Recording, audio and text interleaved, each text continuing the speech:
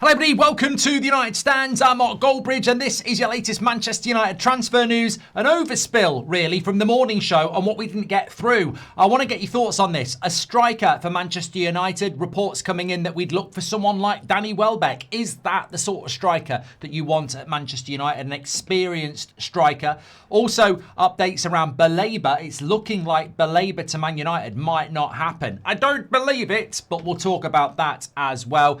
And an interesting story coming out about Marcus Rashford on how Rashford's exit from Manchester United was already decided even before Ruben Amorim came in. What does that mean for Rashford's future at United? Could there be a way back when the club pushed him out and he doesn't really want to come back? And a little bit about Morgan Rogers and Elliot Anderson as well. But look, let's start off with I want to start off with the Baleba story very quickly before we talk about the striker and everything else. What are your thoughts on Baleba?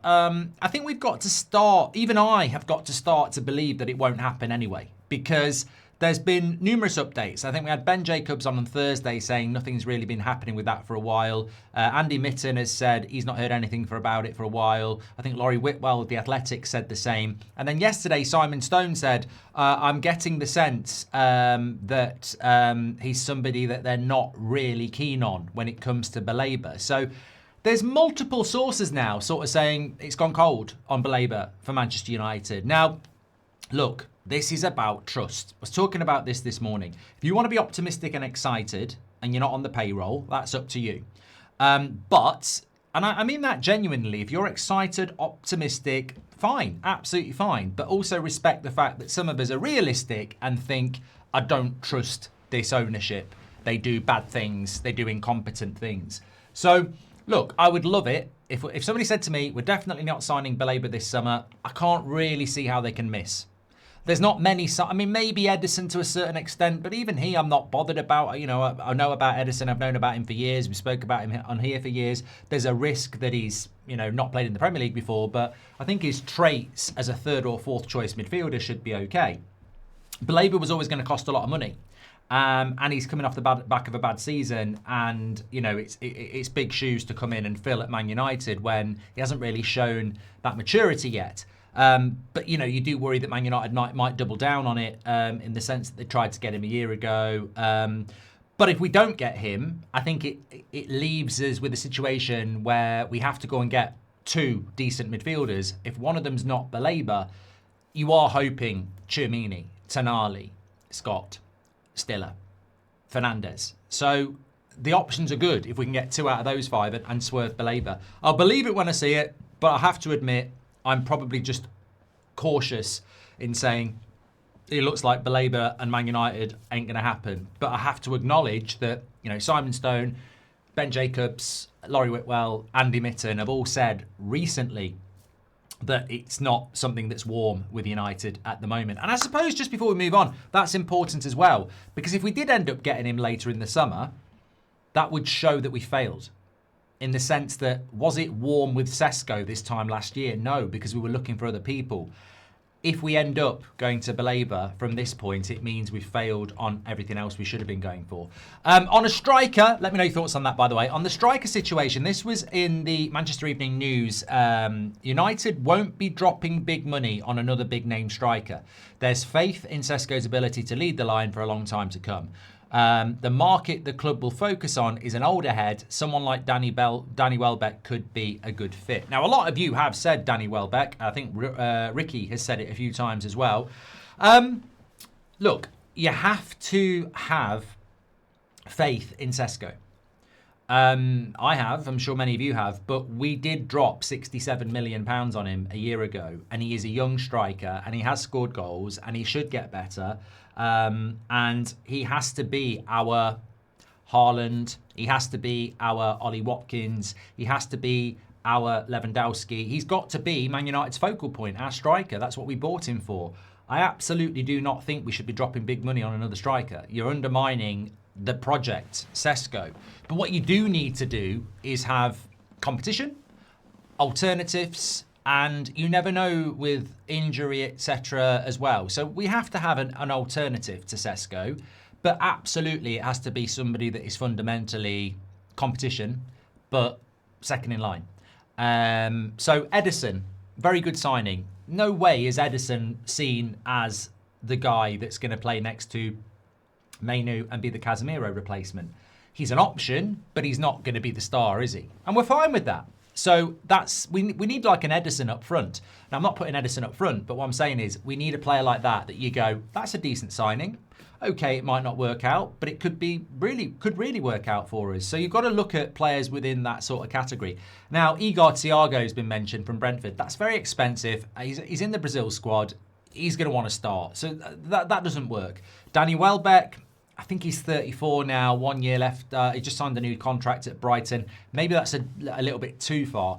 But I do think that there are options out there. I don't know about the financial. I mean, look, people mention Ivan Toney. Again, he's going to want to play. He's part of a World Cup squad. He's on very good money in Saudi. I don't think Toney would go, yeah, I'll come to Man United and be the bench player. I think he'd come and say, I want to start. And then, you don't want to unsettle Sesko. You want to be, you don't need to justify it to Sesko, but you want to be in a position where you go, look, we're bringing this person in to compete with you. You've got to back yourself and we back you, but they will get game time. You bring someone like Ivan Toney in or Igor Thiago, you're almost saying, look, your place is in jeopardy. So, I mean, yeah, it's difficult. It's difficult to predict what type of striker there is, and I think that's why a lot of people talk about Danny Welbeck. But let me know your thoughts, because you certainly, and you don't want a Liam Delap either. You don't want to be doing that. Now, some people have said, what about Rashford? He can play up front. Interestingly, in the same article, it talks about Rashford, and it said the decision to remove Rashford from the first team squad and try and move him on was led by the club and not one forced by Ruben Amorim. I think this is really important with Rashford.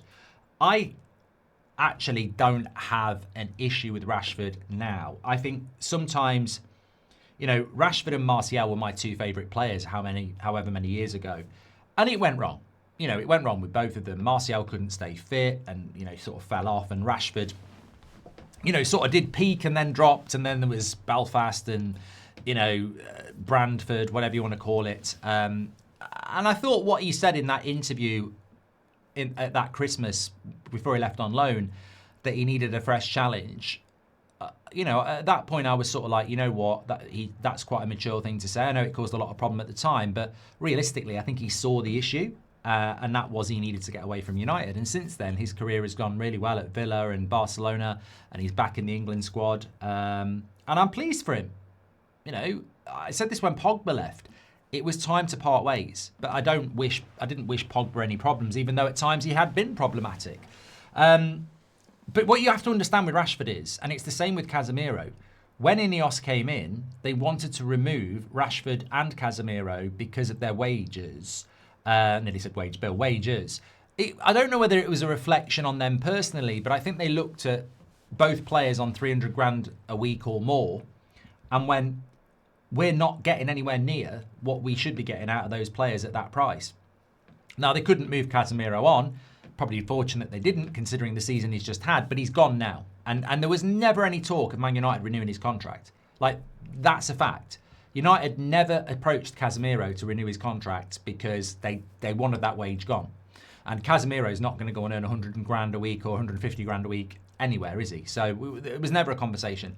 And Amorim got a lot of the blame for Rashford, but I would say that Amorim was basically told in his interview Rashford was a player that needed to be moved on because they'd had their problems before that, Man United. So I think Marcus Rashford coming back to Man United, look, we do need a left winger. We do need someone who can compete with Sesko. Could Rashford do both those things? Technically, yes. But there's a whole bigger picture here. I don't think Rashford wants to come back to Man United, and I don't think Man United want Rashford to come back. So what we need to do is find a solution, hopefully Barcelona, but if not, somebody else. So I don't, in short, I don't see Rashford as a solution for Manchester United. And beyond that, all the noise that would come with it as well. The other option is, and again, it's in the same article, is Morgan Rogers and Elliot Anderson. The problem with Rodgers will be that the competition is even more fierce than for Anderson, but he's a player that United like. Look, Morgan Anderson's irrelevant, actually. I don't know why I mentioned Anderson. I think it's just because he was mentioned in the same pot as Rodgers in relation to... Rodgers is a more difficult deal than Anderson, and Anderson's very difficult. Someone like Morgan Rogers, do you go for a player that can play on the left wing, can play as a false 9 or a striker, but is predominantly number 10, but you've got Bruno there, so you use Rogers maybe as a foil to Sesko at times, or you put him on the left sometimes? I think you can do something like that. But and this is what I'm interested in your comments on this. What would you do? Because I actually do think I would rather just have a specialist striker who can do the job, rather than trying to be clever and use Mbeumo there, or Cunha there, or bring Rogers in and let's have lots of rotation. I think stability, consistency comes from structure and familiarity.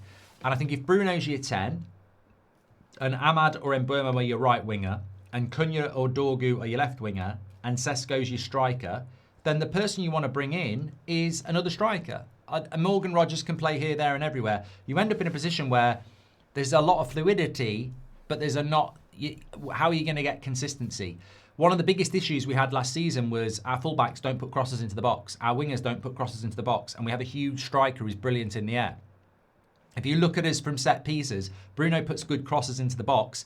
Casemiro, Maguire, Sesko get on the end of them. We need width to put crosses into the box, and that comes from consistency and structure. So, look, no doubt Morgan Rogers could come to Man United. I told you this a couple of weeks ago, maybe 3 weeks ago, in relation to things I know from Villa that Man United are very interested. £80 million, £90 million, £75 million, it's a lot of money to drop on a player that actually doesn't go into the... Not that he doesn't go into the team, but he doesn't get into the team in his best position. So, look, I think that what I'm saying is, if Morgan Rogers is going to cost £80 million, then I would use that £80 million on a left back and a striker. So 50-30 or 40-40. The key is, what type of striker are you going to get for 40 million? I mean, look, talking about Aston Villa, Ollie Watkins is about to turn 30, or he might be about to turn 31. Ollie Watkins, for a couple of years at Man United as a Champions League international striker, for a couple of years working alongside Sesko, people would say he's too old, but Danny Welbeck's 34. So, Ollie Watkins, I think, would be quite an interesting person. Are there any other options out there that are like that, sort of age between 27 and 32, that you can bring in for 30-40 million pounds, who will compete with Sesko, but won't necessarily push him out of the team? And I think we do need something like that, if I'm being completely honest. Anyway, let me know your thoughts. Baleba, the striker situation, Morgan Rogers is an option there, maybe. The Rashford bit, if you want to. What I'm hoping is going to happen with Rashford, look, I'm doing an England watch along tonight after the 8 o'clock show. What I'm hoping is going to happen with Rashford is that we get a bit of money for him and he gets a move that he wants. Because we haven't paid his wage for a year, so we don't want to be back paying that wage. Nobody wants to talk about this, but if Rashford comes back, it's more than 300 grand a week, I think, because of the Champions League. So you're paying a month 1.2 to 1.5 million a month, which across a year you're getting on for 12 to 15 million pounds in a season, which does impact your ability to do stuff. So look, moving Rashford on is good for him, it's good for us, but financially, not moving him on could impact what we want to do in the market anyway. So I think it's important that, hopefully he'll do well in the World Cup and get the move he wants. Let me know your thoughts. Lots to get your teeth into there. Apologies we didn't get through that on the morning show, but I had to take Seb to his football match, so we ran out of time. But I did say I'd drop a full update because I don't want to be talking about this stuff at 8 o'clock. There's other stuff I want to talk about then. Take care, everyone. Stay safe. Smash a like. Get your comments in. I'll speak to you on the next one.